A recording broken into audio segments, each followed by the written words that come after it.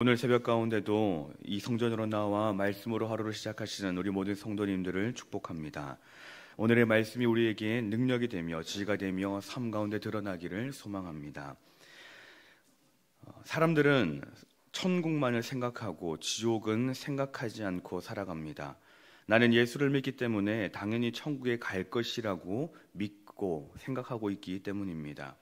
물론 예수님을 믿고 십자가를 믿고 살아간다면 분명히 그 하늘나라에 천국나라에서 살게 될 것입니다. 그런데 문제는 진짜 주님을 믿고 살아가고 있느냐라는 것입니다. 교회를 다니고 세례를 받고 죄인이라 인정하며 예수님이 흘리신 그 피를 믿는다고 말하면서 지옥의 문제가 해결됐다라고 생각을 해서는 안 됩니다. 예수님을 믿는다는 것은 예수님과 세상을 겸하여 섬길 수가 없으니 나는 이 세상의 것을 다 잃는 한이 있더라도 주님을 포기 못한다라고 말하는 것입니다. 곧 나에게 있는 세상 것을 다 잃는다고 해도 천국을 위해서라면 아무 상관이 없다라고 말하는 것입니다. 우리는 어떻게 살고 있습니까? 이 세상의 일 때문에 마음이 흔들린다면 그것은 지옥의 고통보다는 당장 내 눈앞에 있는 삶의 고통을 더 크게 생각하고 있기 때문입니다. 세상에서 내가 무엇을 얼마나 가질 것인가에 관심을 두고 살아가기 때문에 이 땅의 조그마한 일에도 마음이 흔들리게 되는 것입니다.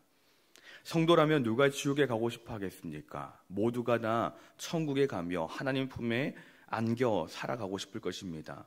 그런데 천국을 바라보고 살겠다고 하면서도 세상 일에 바쁘면 신앙은 뒷전이고 나의 자식이 잘 되는 일이라면 신앙의 문제는 생각하지 않습니다.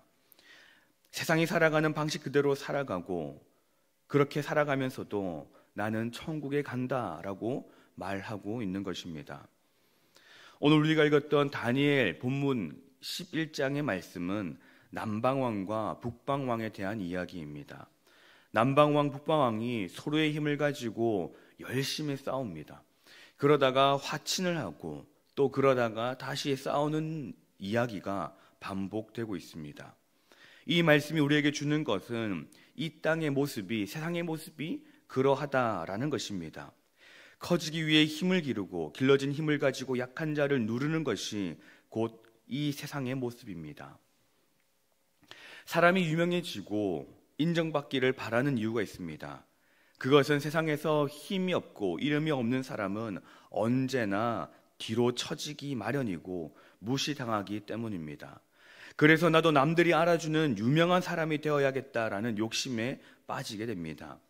세상은 유명하고 잘난 사람들이 떠들 수 있는 땅입니다. 돈 없는 사람보다 돈 있는 사람이, 못 배운 사람보다 더 많이 배운 사람이, 권력이 없는 사람보다 권력을 가진 사람이 더 행세하는 곳입니다. 약자는 강자 자리에 서기 위해 애를 씁니다. 그러한 논리와 목표를 가지고 살아가다 보니 신앙은 소홀해지고 하나님을 찾는 이유도 곧 이 땅에서의 힘을 가지기 위한 일이 목적이 되어버리고 맙니다. 처음에 말씀드린 것처럼 우리는 지옥보다 천국에 더 소망을 둡니다. 그런데 왜 우리는 이 땅을 살아가면서 천국이 아니라 지옥을 향하여 살아가고 있는 것입니까? 오늘 본문 5절에서는 남방왕이 강하다라고 하지만 그 중에 더 강한 권세가 있다라고 말을 합니다. 6절에서는 남방왕과 북방왕이 화친을 맺지만 한쪽이 약하여지자 그 화친을 깨어버린다라고 말합니다. 세상은 그러한 섭리로 움직입니다. 사람들이 말하는 것이 그렇지 않습니까? 오늘의 친구가 내일의 적이 된다. 내일의 적이 모레의 친구가 된다라는 말을 하는 것이 세상입니다. 우리는 그러한 것에 관심을 가질 필요가 없으며 두려워할 필요도 없습니다. 성경은 우리에게 무엇이라고 말하고 있습니까? 유명해지고 권세를 가지고 힘을 가지라고 말하지 않습니다. 무엇이라고 말씀하십니까? 너희는 먼저 그의 나라와 그의 의를 구하라 라고 말씀하십니다. 천국을 소망하는 성도는 땅을 바라보고 땅의 것을 구하지 않습니다. 먼저 주님을 생각하고 주님의 것을 구하는 자임을 기억하며 바로 우리가 그러한 성도가 되어야 하겠습니다. 말씀드린 대로 다니엘 11장은 남방왕과 북방왕이 그 세력 다툼을 하는 이야기입니다. 그리고 우리 안에서 그러한 세력의 다툼이 얼마나 많이 일어나는지 모릅니다. 그 싸움은, 우리 안에서 일어나고 있는 그 세력의 갈등, 세력의 싸움은 왜 일어납니까? 우리 안에 있는 욕심 때문에 일어납니다. 우리 안에 계신 하나님과 세상을 향한 나의 갈망이 매일매일 그 세력 다툼을 하며 일어납니다. 이러한 일이 일어나지 않도록 하기 위해서는 하나님을 절대자로 믿어야 합니다. 이 땅을 살아가는데 나의 욕망과 갈망이 우선이 되는 것이 아니라 하나님이 우선이심을 믿어야 합니다. 오직 하나님 한 분만을 고백하며 살아가야 하는 것이 바로 성도의 모습인 것입니다. 사람은 자신이 분명 죄의 길로 갔는데도 불구하고 아무런 일이 일어나지 않을 때에, 흔히 신의 심판이 있지 않을 때에 대담해집니다. 신이 없다고 생각하거나 신이 자신을 옹호한다라고 생각을 합니다. 마치 요나가 다시스로 내려갈 다시스로 내려갈 때에 때 맞춰 욥바로 가는 배를 보며 하나님께로 다시스로 가는 것을 인정한다라고 생각하는 것과 같습니다. 36절 말씀에 보면 그 왕은 자기 마음대로 행하며 스스로 높여 모든 신보다 크다 하며 비상한 말로 신들의 신을 대적하며 형통하기를 분노하심이 그칠 때까지 하리니 라고 말씀하십니다. 왕이 하는 일이 형통합니다. 자기가 하는 일이 뭐든지 다 형통하고 잘 되어져 갑니다. 그러니 자기를 스스로 높여서 모든 신들보다 크다라고 합니다. 그러면서 내가 하는 일은 내 힘으로는 얼마든지 모든 것들을 이룰 수 있다라고 생각을 합니다. 이 왕이 하는 말이 이 왕의 말뿐입니까? 아니면 오늘의 우리의 모습입니까? 본문의 내용은 옛날 이스라엘 왕이 망하게 된 이유를 남방왕과 북방왕의 모습을 통하여서 보여주고 계시는 말씀입니다. 때문에 우리는 자기를 높이고 신을 대적하는 왕의 모습을 우리와는 전혀 상관이 없다라고 생각하지 말아야 합니다. 쉽게 말해 옛날에 이스라엘 백성이 원했던 것도 은혜와 사랑의 하나님이 아니라 북방왕과 같은 힘 있는 지도자를 원했고 이 땅에서 세력을 가지는 것을 원했던 것입니다.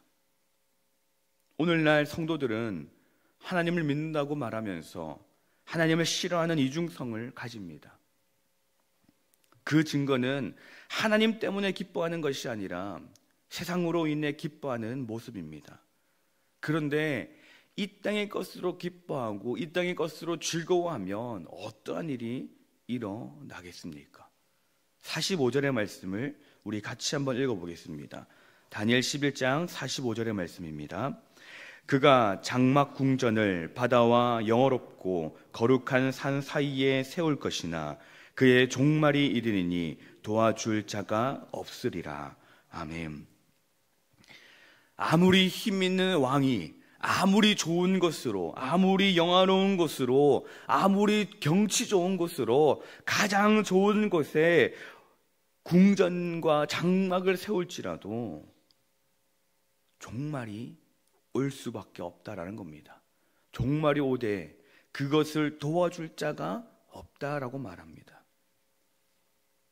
우리가 이 땅의 것으로 즐거워하고 기뻐한다 하더라도 중요한 것은 이 땅의 것에는 종말이 오는 것이며 이 땅의 것에 종말이 올 때 그것을 도와줄 자가 아무도 없는 것입니다. 우리가 이 땅의 것으로 기뻐하고 즐거워한다 하더라도 결국에는 그것이 종말일 뿐이다라는 것입니다. 사랑하는 신정교회 성도 여러분, 다니엘의 말씀을 통하여 우리가 깨달아야 하는 것은 우리의 마음이 결코 이 땅에 머물지 말아야 하는 것입니다. 우리의 마음을 오직 주님께만 두어야 합니다.